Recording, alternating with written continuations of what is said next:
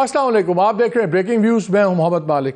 कुछ देर पहले तक सबसे बड़ी खबर यही थी जो कल से चल रही थी कि नवाज शरीफ 21 अक्टूबर की डेट है, आ रहे हैं नहीं आ रहे। अगर आ रहे हैं तो उसका क्या मतलब है कि इलेक्शंस तय हो गए हैं। उनके अपने लोग कहना शुरू हो गए कि जी जनवरी में एक्सपेक्ट करना चाहिए, और IMF से भी जोड़ा जा रहा था सारे कि जी क्योंकि थर्ड ट्रांच भी है शायद जनवरी में हो जाए। और फिर पीपल्स पार्टी के ताबड़तोड़ हमले PMLN पे बहुत सीरियस किस्म का। लेकिन कुछ देर पहले आने वाली खबर ने सब कुछ चेंज कर दिया जब खबर आई कि प्रेसिडेंट अलवी साहब ने एक ख़त लिखा है इलेक्शन कमीशन को, और उसमें उनको एडवाइस किया है कि वो उनके मुताबिक उनके ख्याल में नवंबर 6 हतमी डेट है जिस दिन जनरल इलेक्शंस हो जाने चाहिए। लेकिन और उन्होंने एडवाइस किया है कि इलेक्शन कमीशन सुपीरियर जुडिशरी से इस मामले में क्लैरिटी ले ले। लेकिन एक ख़त बड़ा इंटरेस्टिंग है और नज़र ये आ रहा है कि अलवी साहब ने एक और क्राफ्टी पॉलिटिकल मूव की है, जहां उन्होंने एक तरफ अपने पार्टी को भी खुश कर दिया कि देखिए मैंने डेट की बात कर दी। उन्होंने सुप्रीम कमांडर आर्म फोर्सेस वहां भी एक बैलेंसिंग एक्ट कर दिया कि देखिए मैंने डेट नहीं दी, और बॉल उठा के इलेक्शन कमीशन और सुप्रीम कोर्ट के कोर्ट में डाल दिया है। साथ ही आपको याद है कुछ दिन पहले कंट्रोवर्सी चली थी कि जब दो बिल्स, आर्मी अमेंडमेंट एक्ट और ऑफिशियल सीक्रेट एक्ट, जिस पे लास्ट आउटगोइंग पार्लियामेंट ने उनको बिल्स को अप्रूव किया, सिग्नेचर के लिए भेजा, पार्लियामेंट डिसॉल्व होने के बाद सदर साहब ने कहा ओहो मैंने तो वापस भिजवाए थे, उस पर भी एक कंट्रोवर्सी चल रही थी। तो ये एक नई एस्ट्यूट पॉलिटिकल मूव है, और अभी तक आपने देख भी लिया है स्क्रीन्स पे, इस पर बड़े क्लियर ओपिनियंस आ गए हैं लीगल, और वो हम कुछ सरप्राइजिंग नहीं है। जो PTI और उस साइड के लोग हैं वो कहते हैं कि जी बिल्कुल अब सुप्रीम कोर्ट में जाएगा मामला, वहीं पे होगा। और जो दूसरी साइड है सरकार की और फॉर्मर जो PMLN और पीपल्स पार्टी दूसरे के जो सिंपथाइजर्स हैं वो कहते हैं कि जी तो नॉन स्टार्टर है, इनके पास तो राइट ही नहीं है, तो ये छोड़ें। सदर साहब के ख़त आया क्यों है, इसमें दो तीन इंटरेस्टिंग बातें हैं। एक तो उन्होंने बड़ी सॉफ्ट लैंग्वेज यूज़ की है जिसको कहते हैं डायरेक्टोरियल नहीं की, सिर्फ एडवाइजरी की है। वो शुरू में लिखते हैं कि आर्टिकल 48(5) के तहत जो इलेक्शंस हैं वो 89th डे में हो जाने चाहिए असेंबली के ख़त्म होने के, और वो उनके नज़दीक बनती है नवंबर 6। फिर वो कहते हैं कि मैंने जब बुलाया इलेक्शन कमीशन को कॉन्स्टिट्यूशनल ऑब्लिगेशंस के लिए मुलाकात के लिए चीफ इलेक्शन कमिश्नर को, तो उन्होंने मुझे उसके उल्टा जवाब दिया। उन्होंने कहा कि जी ये हमें ज़रूरत नहीं है, हम कर रहे हैं, आपका राइट्स नहीं है। फिर उन्होंने कहा कि मुझे फेडरल मिनिस्ट्री ऑफ लॉ ने भी इलेक्शन कमीशन को तायद की उनके बयानी की। फिर वो कहते हैं चारों प्रोविंशियल गवर्नमेंट्स का भी यही व्यू पॉइंट है। और फिर उन्होंने कहा कि ये भी बात है कि एक ही दिन होने चाहिए ताकि यूनिटी रहे कौम की, खर्चे ना ज़्यादा हों। ये सारी बातें करते करते एंड में वो कहते हैं कि जी मेरे व्यू में ये गाइडेंस लेनी चाहिए सुप्रीम जुडिशरी से for announcement of a single date. इस खत में दो बड़ी इंटरेस्टिंग चीज़ हैं। उन्होंने ये नहीं कहा कि जुडिशरी से आप गाइडेंस लें नवंबर 6 के ऊपर कि ये हतमी डेट है या नहीं है, बल्कि सिंगल डेट जनरल और नेशनल और प्रोविंशियल असेंबली के लिए। ये पोजीशन भी नहीं ली कि अगर आप ये गाइडेंस नहीं लेंगे या नवंबर 6 को नहीं करेंगे तो ये एक अनकॉन्स्टिट्यूशनल मूव होगी। उन्होंने कुछ नहीं किया। लगता ये है कि उन्होंने तमाम साइड्स को राज़ी कर दिया है और एक नई कंट्रोवर्सी भी छोड़ दी है। लेकिन इसमें एक अलार्मिंग इंटरेस्टिंग चीज़ है। एक ही चीज़ मेरे नज़दीक में रेलेवेंस बनती है कि अभी 3 दिन है जस्टिस उमर अता बंदियाल के, और एक तो उनका अभी वादा है कि स्वीट एंड शॉर्ट जजमेंट देनी है उन्होंने नैब के ऊपर, जो एक्सपेक्ट की जा रही है कि नैब की जो तरमीम थी PDM गवर्नमेंट की वो उड़ा के रख दी जाएंगी, मेन पॉलिसी हैं। लेकिन अब 3 दिन है, अब देखना ये होगा कि क्या जस्टिस उमर अता बंदियाल इस पर सो मोटो नोटिस लेते हैं। वो इस पर सो मोटो नोटिस लेके अगर इस पर एक वर्डिक्ट दे देते हैं जो प्रेसिडेंट साहब के स्टांस को स्ट्रेंथन करेगा, तो फिर उसके बाद क्या होगा? क्या एक नया इकोनॉमिक और पॉलिटिकल और लीगल एक तूफान शुरू हो जाएगा, एक नई बहस हो जाएगी? और वो इलेक्शंस जो 90 दिन में सारे चाहते हैं, क्या इस लेटर के बाद वो और डिले तो नहीं खुदा न खास्ता हो जाएंगे? ये बड़ी इंटरेस्टिंग सिचुएशंस हैं। और बाकी जो PMLN में हो रहा है, क्या नहीं हो रहा है, हमने सोचा इन तमाम चीज़ों पे आज हम प्रोग्राम में बात करेंगे, इसके लीगल एस्पेक्ट्स पे भी और पॉलिटिकल डेवलपमेंट्स पे भी। हमारे साथ मौजूद है ख्वाजा मोहम्मद आसिफ साहब, farmer defence minister, power minister, बहुत चीज़ों में। ख्वाजा साहब अस्सलाम वालेकुम। वालेकुम सलाम। पहले तो मैंने आपको जहमत देनी थी मियाँ साहब के आने जाने के ऊपर और सारी बातें, वो तो बाद में भी करते हैं। ये ज़रा कैसे देख रहे हैं प्रेसिडेंशियल लेटर को? क्या ये आपके नज़दीक एक वेरी इंटेलिजेंट मूव है जहां उन्होंने अपने पैसे उतार के चीज़ डाल दी है इलेक्शन कमीशन और सुप्रीम कोर्ट पे, और साथ एक रास्ता भी दिया है। बिकॉज आपकी पार्टी पीपल्स पार्टी तो का तो हमेशा से एतराज़ है कि जी chief outgoing chief justice Bandial साहब बड़ा फेवरिज्म शो करते हैं दूसरी तरफ। तो क्या आप इस पर कुछ शो मोटो नज़र होता आता आपको नज़र आता है?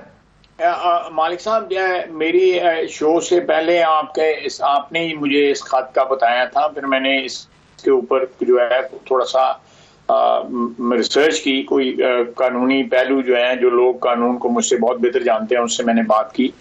तो ये मेरी जो कंक्लूजन ये है कि अलवी साहब ने अपनी सारी साइड्स खेलने की कोशिश की है कि उन्होंने एक पार्टी वर्कर की भी जो जिम्मेदारी है वो भी पूरी कर दी है कि कल जो कह सकें यार कि मैं पार्टी का जो हक जो है वो मैंने अदा किया है। दूसरा, उन्होंने जो है कि इलेक्शन का जो ना होने वाला जो सिलसिला, जो एक स्पेकुलेशन चल रही है कि वक्त पे हो सकता है इलेक्शन ना हो, उसके लिए भी गुंजाइश जो है छोड़ दी है। और साथ उन्होंने सुपीरियर जुडिशरी का भी जो है वो हक अदा कर दिया है कि भाई उनके साथ भी रिश्तेदारी है, आईनी और कानूनी जो है उनका भी जो है हक अदा कर देगा कि भाई आपका भी मलकियत है यहाँ पे, आपने भी टांग अड़ाई हुई है बीच में, तो आपका भी हक अदा होता है। और इलेक्शन कमीशन को भी कह दिया कि भाई ये ठीक है, ये हालात हैं, इनके मुताबिक आप फैसला करें।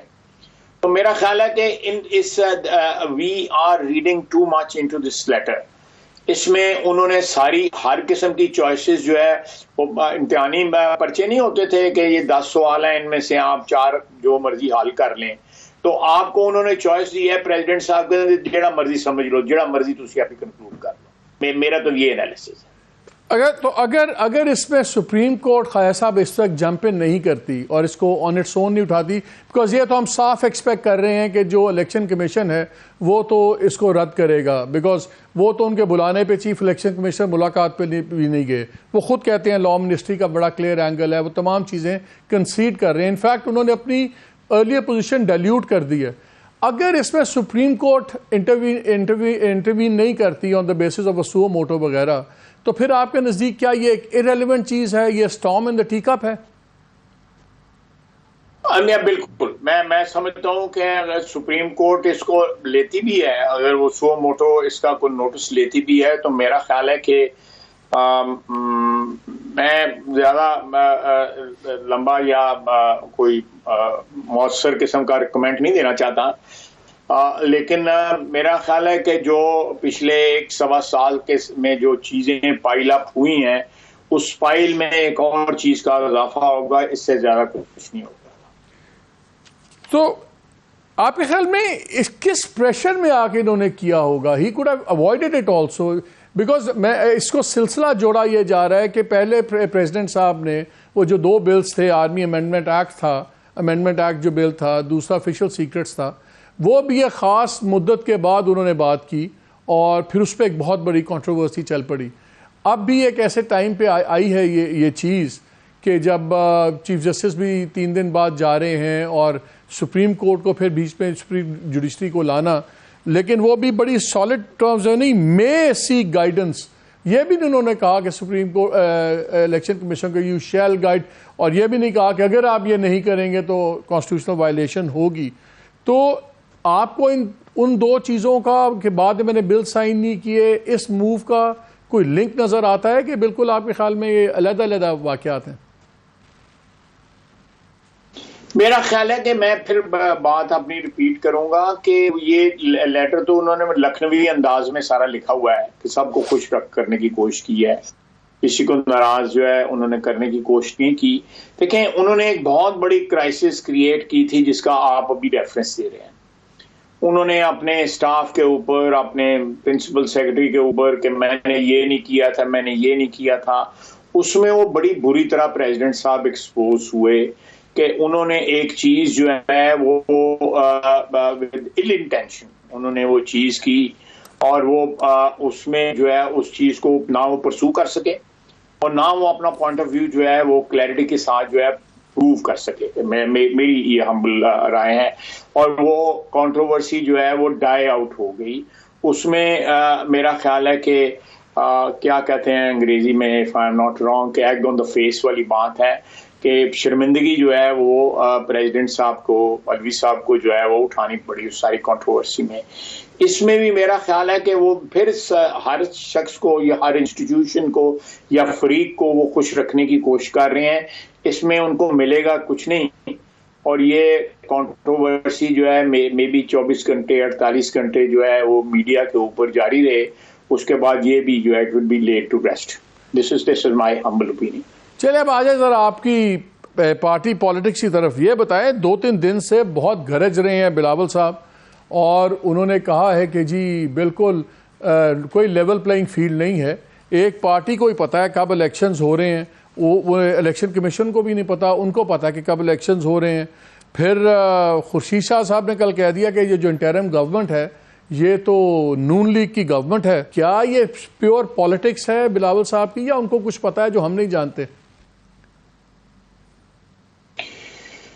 नहीं, मेरे नहीं ख्याल समय में कि कोई ऐसी कोई बात है जो आप नहीं जानते। देखिए, ये जब सीसीआई में उन्होंने अंगूठे लगाए हैं, सब ने लगाए हैं, all concerned supporting the decisions of CCI, unanimously सारे डिसीजंस हुए, तो उनको उस वक्त पता लग जाना चाहिए था कि भाई ये जो डिसीजंस हम ले रहे हैं इनमें ये मुज़मरात हैं, इनमें ये इनके ये कॉन्सिक्वेंसेस हो सकते हैं। अगर उनको पीपल्स पार्टी को उस वक्त उनके कॉन्सिक्वेंसेस का नहीं पता चला, या वो शाह साहब मोहतरम ने, मेरे मरखुदार हैं, भाई हैं मुराद अली शाह साहब, या उन्होंने, मैं नहीं बिलीव करता कि उन्होंने इनकी मर्जी के बगैर खुर्शीद शाह साहब ने ये बयान खुर्शीद शाह साहब ने दिया।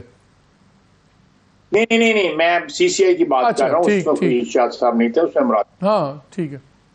जहां तक खुर्शीद साहब का तल्लक है, तो मैं कोई खुर्शीद शाह मेरा बड़ा मोहब्बत का रिश्ता है उनके साथ, एहतराम का रिश्ता है, मेरे पीर हैं वो। लेकिन ये this thing can apply on interim government in Sindh also. ये अगर को for the sake of just a response and just criticism, तो द सेम थिंग और the same sort of comment can be made about the government in Sindh also. तो जिस तरह वहां पे, मुझे नहीं पता, मैं just for the sake of discussion में बात कर रहा हूँ, मुझे नहीं पता वहां पे क्या, मैं वहां जो वजीर आला हैं, जो मैं उनका बड़ा एहतराम करता हूँ, जुडिशरी में वो एक बड़ा नाम थे, जो जुडिशरी का हमारी का हाल हो गया, उनमें ऐसे लोग कम ही हैं, तो वो लेकिन इस किस्म का कमेंट उधर भी किया जा सकता है, लेकिन मैं उससे गुरेज करूंगा, मैं नहीं करूंगा इस तरह का कमेंट जो है। लेकिन इलेक्शन आ रहा है, इलेक्शन में ये बातें होंगी, उनकी तरफ से भी होंगी, दूसरी पार्टियों की तरफ से होंगी, हमारी तरफ से भी होंगी, तब इलेक्शन में ये होता है। तो इसलिए कोई इसमें कोई दुख की या कोई रंजिश की या कोई नाराजगी वाली बात नहीं होनी चाहिए, इनको इलेक्शन की स्पिरिट में लेना चाहिए। कोई नहीं, हंसते गाते जो है ये दिन गुजर जाएंगे इंशाल्लाह। यहाँ पे वक्त है छोटी सी ब्रेक का, हमारे साथ रहिएगा।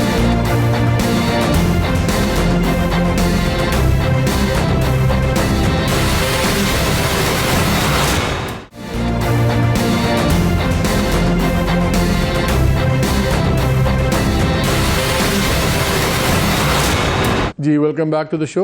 अच्छा अब ये बताएं, अब मियाँ साहब की वापसी पे आ जाएं। अगर वो 21 अक्टूबर को आते हैं जैसे आप लोगों ने अनाउंस किया है, तो पूरे वो 3 साल 11 महीने और 29 दिनों के बाद वापस आएंगे। बहुत से लोगों का ख्याल है कि मियाँ साहब तब भी नहीं आए जब आपकी गवर्नमेंट थी, बिकॉज आके उनकी गिरफ्तारी होनी है, आएंगे तो उनको कोर्ट में प्रेजेंट होंगे, करेंगे अपने आप को, बेल एक्सपेक्ट करते हैं, व्हाटएवर। कहा जाता है कि पहले जब मरियम भी वापस आई तो कुछ अंडरस्टैंडिंग्स थी, तो मरियम वापस आई और फिर रिलीफ मिली। क्या मियाँ साहब की आने के पीछे कोई अंडरस्टैंडिंग है जुडिशियल रिलीफ की? नहीं, देखें, हमने जो थोड़ी सी डिले हुई है उसमें इलेक्शन की जो थोड़ी सी गैर यकीनी डेट है, वो उसका भी दखल है। और दूसरा जो आप बात कर रहे हैं, अगर उसको माना जाए तो मेरा ख्याल है हमने मियाँ साहब की वापसी में जो भी कानूनी मुज़मरात हैं और जो भी उसके कॉन्सिक्वेंसेस हैं, तो वो हम अपनी गवर्नमेंट में आते तो वो भी एक इल्ज़ाम बन जाना था कि भाई ये अपनी हुकूमत में आए हैं और इन्होंने सब जो है वो मिल मिला के जो है सारे मामला किए हैं। तो मेरा ख्याल है कि इंटरिम गवर्नमेंट है, निगरान हुकूमत है, उनकी निगरानी में वो वापस आएंगे और जो मामला कानूनी पेचीदगियाँ जो हैं, जो गुत्थियाँ जो हैं, अगर वो सुलझेंगी तो उसका जो नेगेटिव फॉल आउट है वो बड़ा मिनिमल होगा। This is my humble opinion about it. Otherwise मेरा नहीं ख्याल कि कोई ऐसी बात है। मियाँ साहब के साथ जो बेइंसाफी हुई है, बगैर ट्रायल के जो है उनको सेंटेंस किया गया और जिस किस्म के रिमार्क्स जो हैं वो दिए गए उनके मुतल्लिक जो हैं, मैं जज साहबान का कोशिश करता हूँ कि हमेशा एहतराम ही करूँ, लेकिन जज साहबान जो है जब बिल्कुल ही खुल खुला के सामने आ जान तो फिर बंदे नूं किसी वेले कोई ना कोई रिमार्क देना पैंदा है।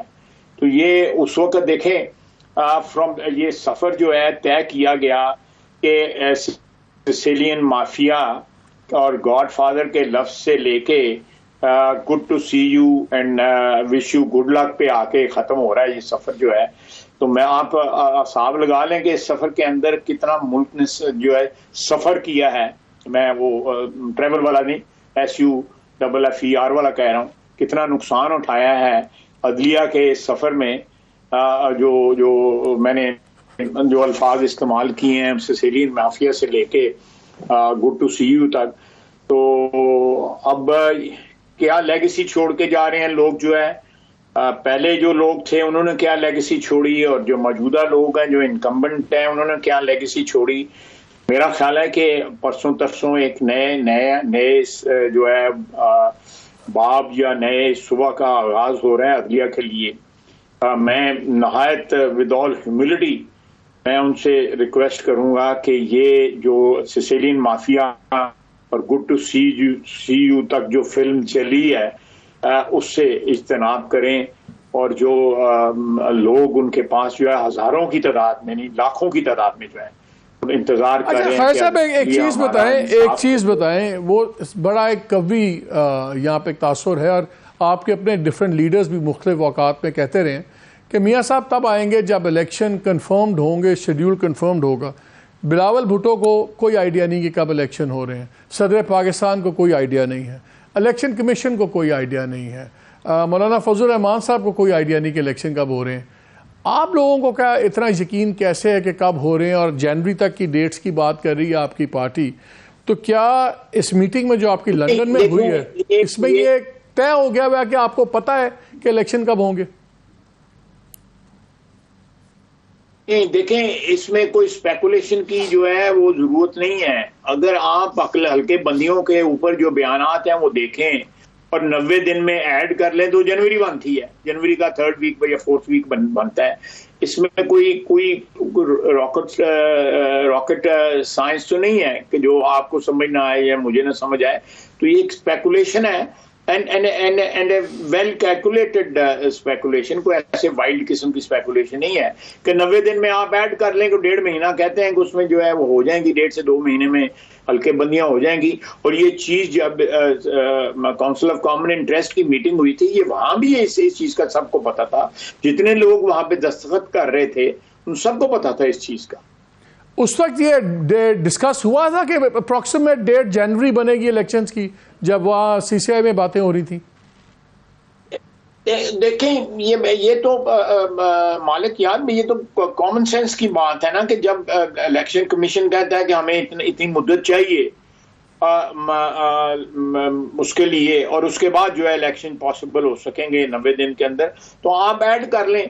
तो कौन सी ऐसी कोई बात है, कोई 1.5 महीना अगर आगे हो जाएंगे इलेक्शन तो कोई या खुदा न खास्ता कोई इलेक्शन जो है वो मुलतवी तो नहीं है इनडेफिनेटली जो है। बाद मीडिया के लोग ये भी स्पेकुलेट कर रहे हैं, लेकिन मैं बड़ी कॉन्फिडेंस के साथ कह सकता हूँ, अल्लाह ताला मेरे अल्फाज की जो है वो आबरू रखे कि ये इलेक्शन जो है 90 दिन के से अगर डिले भी हुए तो ये 1.5 महीना अराउंड दैट टाइम जो है इलेक्शन हो जाएंगे।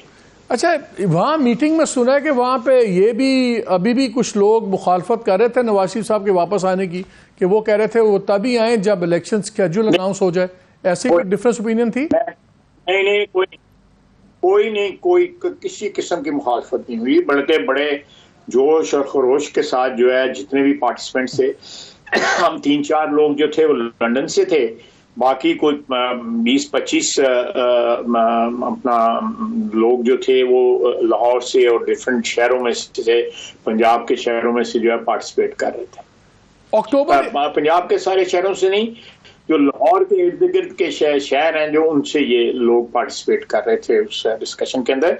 और ये एक्सक्लूसिवली जो है मियां साहब के वापसी के आने के इंतजाम के मुतल्लिक ये मीटिंग थी, और कोई उसमें कोई एजेंडा आइटम नहीं था। अक्टूबर 21 क्यों, कोई खास वजह इस तारीख की? नहीं यार, मैं आई डोंट थिंक इसमें कोई खास वजह है, कोई वजह नहीं है। बट यही है कि मियां साहब ने आने से पहले वगैरह चेकअप वगैरह अपने सारे करवा के जो भी मामला हैं उनकी सेहत के मुतल्लिका उनको वाइंड अप करके आएंगे, क्योंकि फिर तो 2-3 महीने वहाँ पे इलेक्शंस में उनको गुजारने पड़ेंगे, और उसमें वो जलसे जुलूस भी करेंगे, कैंपेन भी करेंगे। तो आई थिंक वो सेहत के मामला जो है सारे उनको वाइंड अप करके ही आएंगे।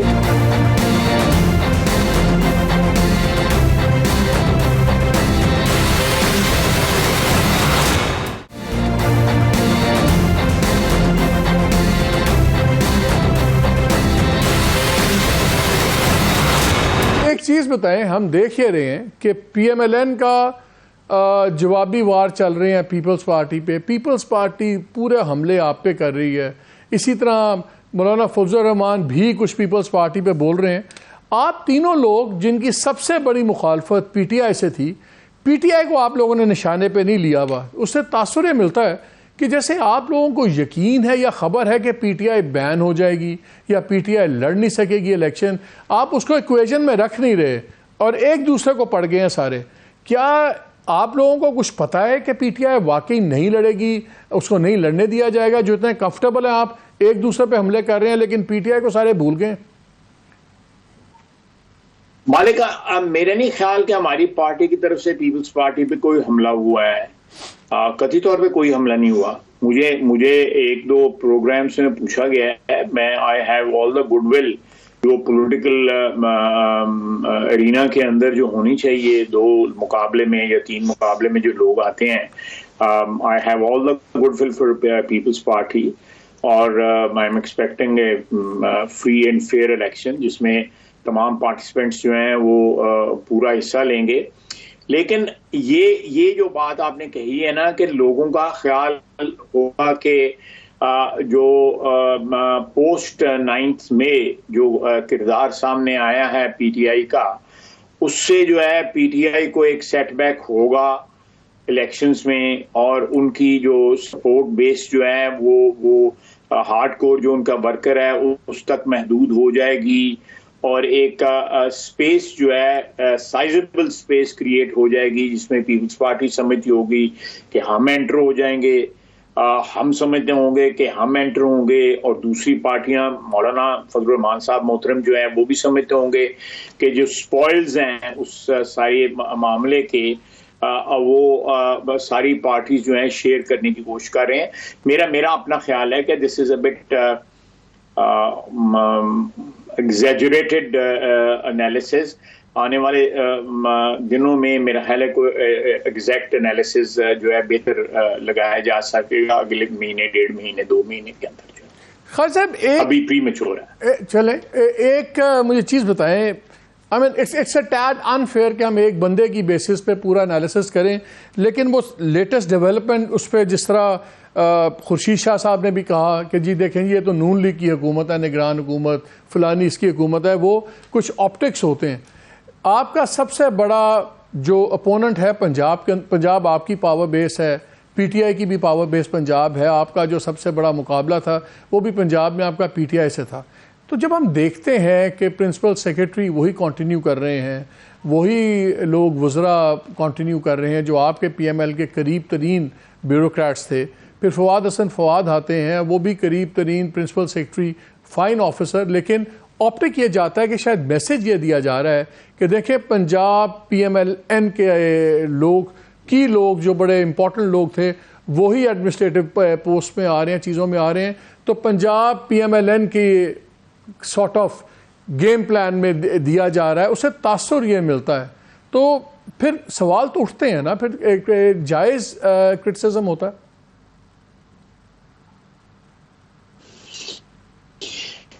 मेरा नहीं ख्याल ब्यूरोक्रेसी जो है वो आपने तो हर दौर जो है सर्वाइव करना होता है।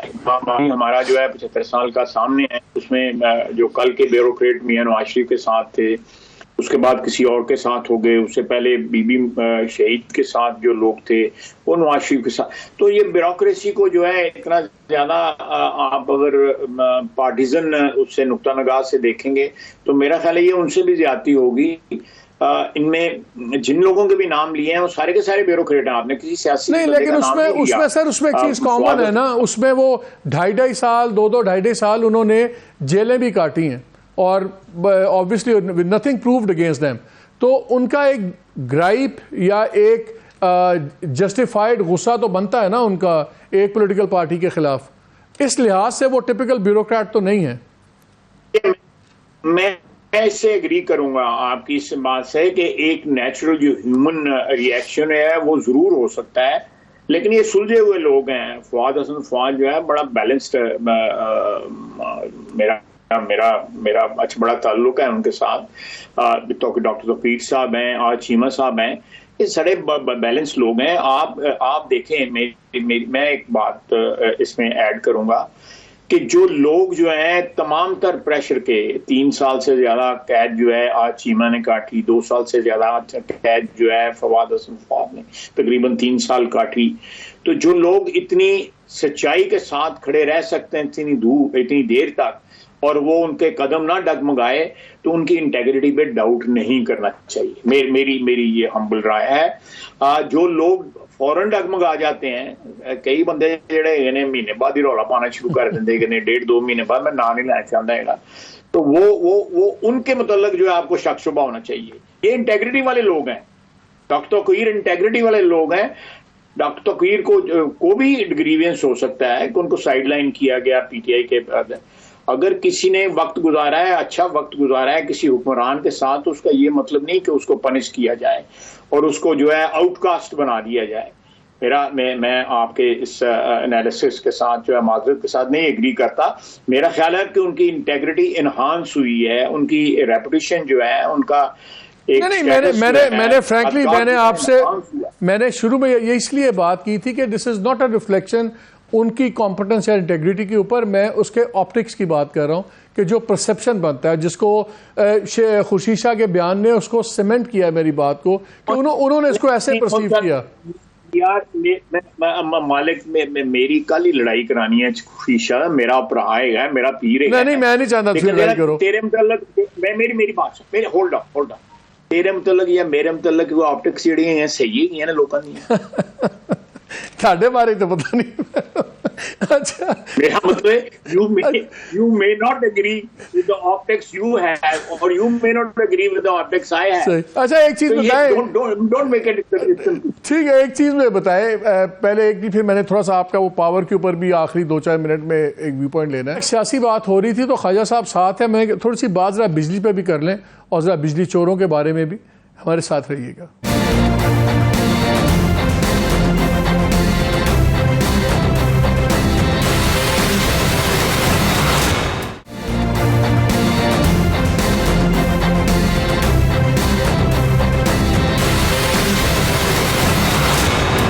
शो में एक बार फिर खुश आमदेद। ये अब 21 अक्टूबर की तारीख नवाज शरीफ साहब की वापसी की, क्या ये अटल है? It is final done and dusted कि इस पर भी कोई हो सकता है कि कल हमें पता लगे जी अगर चाहे चुनाचे हो गया तो देखें नई तारीख आ रही है, क्योंकि बहुत तारीखें आई हैं माजी में।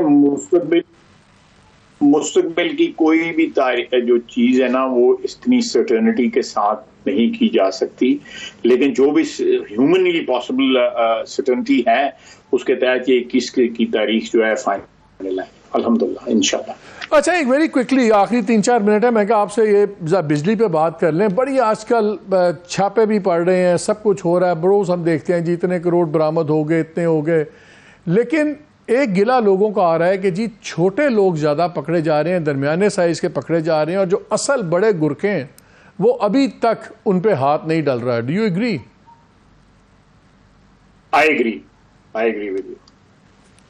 आई एग्री विद यू कि जहाँ पे सारा चार्ट जो है, सारी लोकेशंस मौजूद हैं डिस्ट्रीब्यूशन कंपनीज के पास के जहाँ चोरी ज्यादा होती है। आपको भी पता होगा, मुझे भी पता होगा, मैं यहाँ पे आपको लाहौर में पता होगा कहाँ ज्यादा चोरी होती है, पेशावर में भी पता है, कराची में भी पता है, सब जगह पता है। एक बलूचिस्तान में जो बिजली बहुत कम इस्तेमाल वहाँ पे होती है, आबादी कम है, लेकिन वहाँ भी पता है, सब जगह का पता है। आम कंज्यूमर जो है, जो 10 या 15,000 या 8,000 या 20,000 जिसका बिल है, उसको पकड़ने की बजाय जो है बड़े बड़े मगरमच्छ जो हैं जो डाके डाल रहे हैं टैक्स के भी।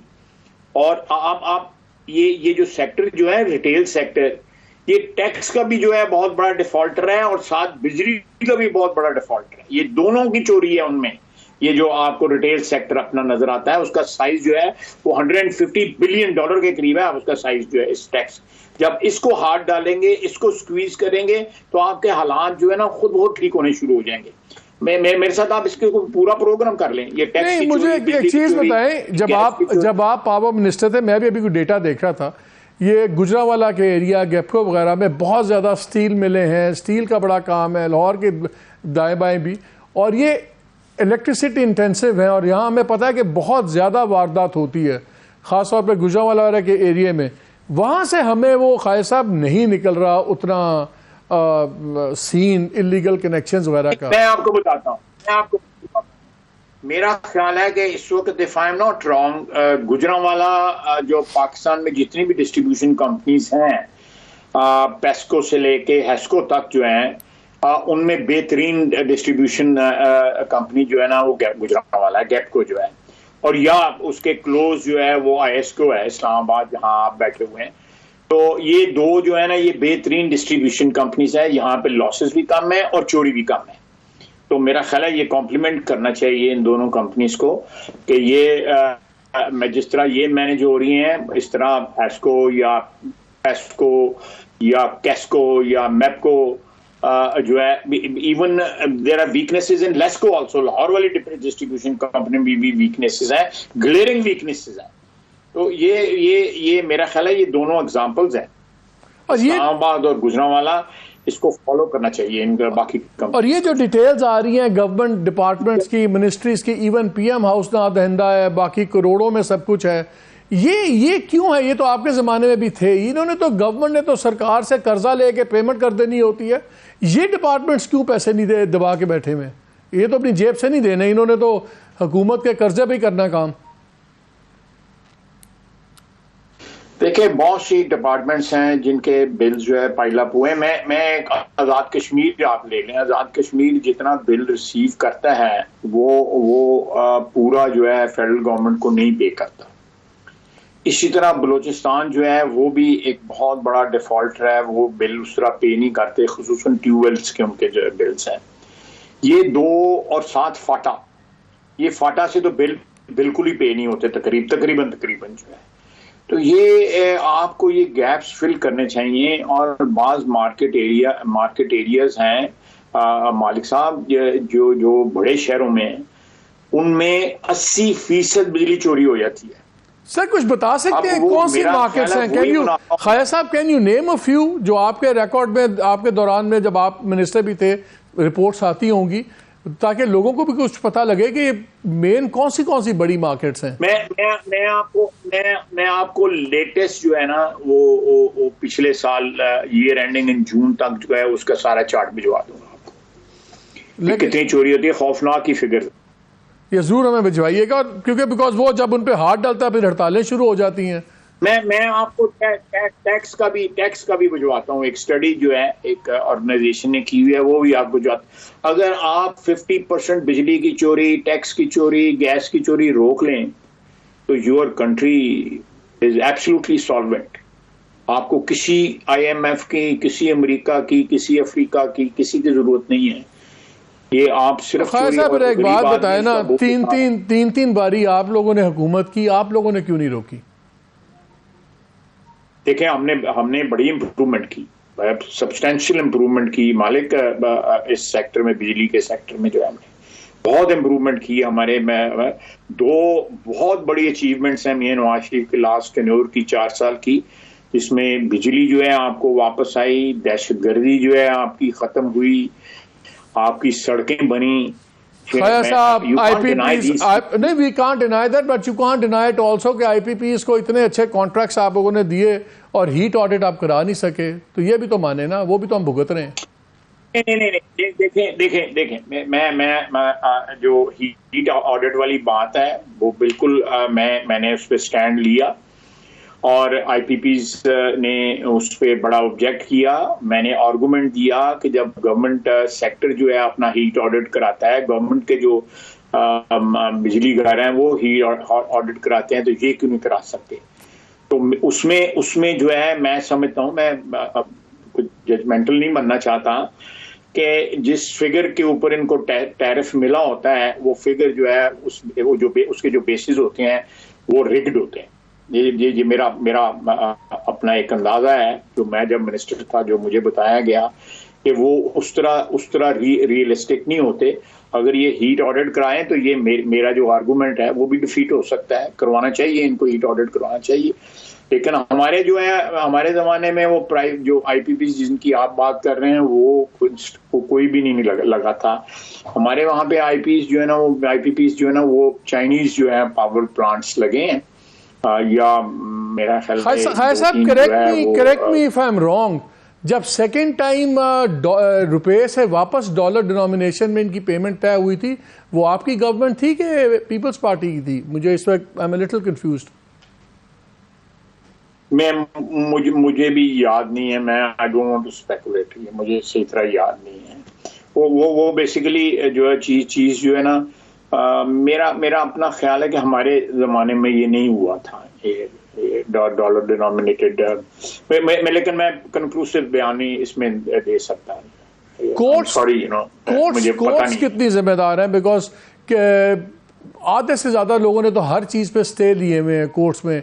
FBR की टैक्स पेमेंट्स के फैसले नहीं हो रहे, हज़ारों अरबों रुपए के केसेस पड़े हुए हैं। आपके ये हीट ऑडिट पे भी 12-12 साल स्टे ऑर्डर चलते रहे हैं, सब कुछ होता रहा है। इसका कोई इलाज है?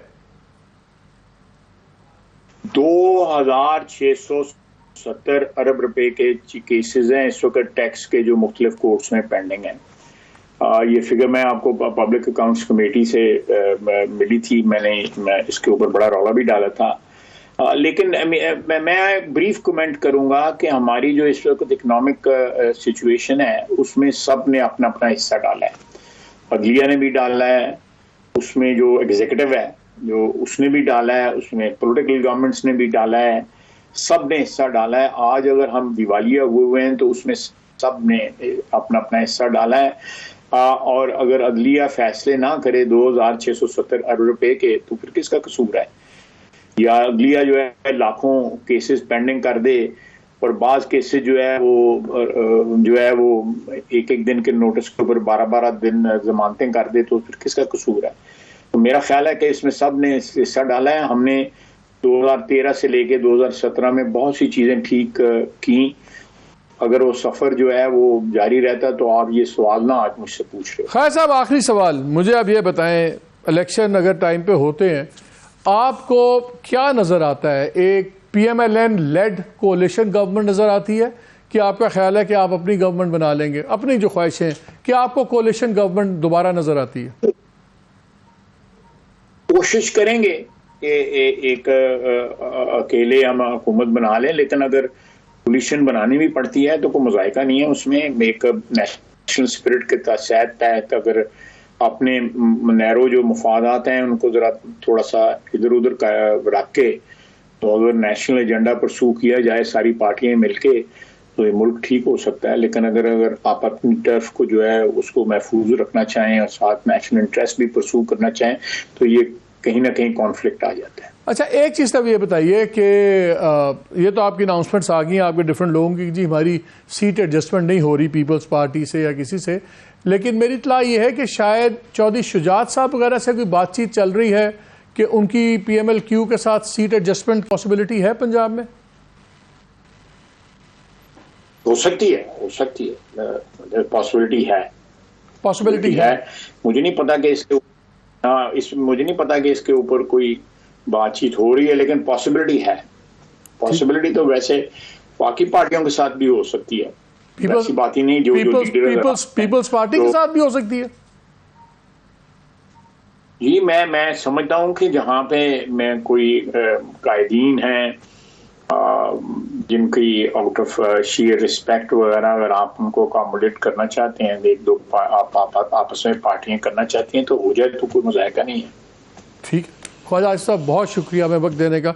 नाज़रीन, मैं तो कंक्लूडिंग कमेंट यही कहूँगा कि आई थिंक ये अभी एक, अगर सुप्रीम कोर्ट के चीफ जस्टिस साहब इसमें इन्वॉल्व नहीं होते, सो मोटो इन्वॉल्व नहीं होता, तो मुझे लगता है कि ये एक storm in the tea cup होगा। 2-4 दिन बहस चलेगी, क्योंकि जैसे ख्वाजा आसिफ भी कह रहे थे कि प्रेसिडेंट अलवी साहब ने विकेट के चारों तरफ खेला है।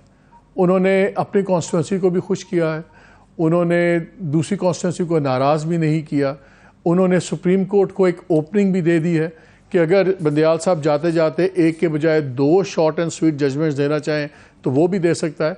लेकिन एक कॉन्फ्लिक्ट ये हुआ इस पे, और ऐसी कुछ सुप्रीम कोर्ट की इंटरवेंशन हुई तो शायद ये पॉलिटिकल और जो इकनॉमिक हालात हैं हमारे, उनको फर्दर कंपाउंड करे।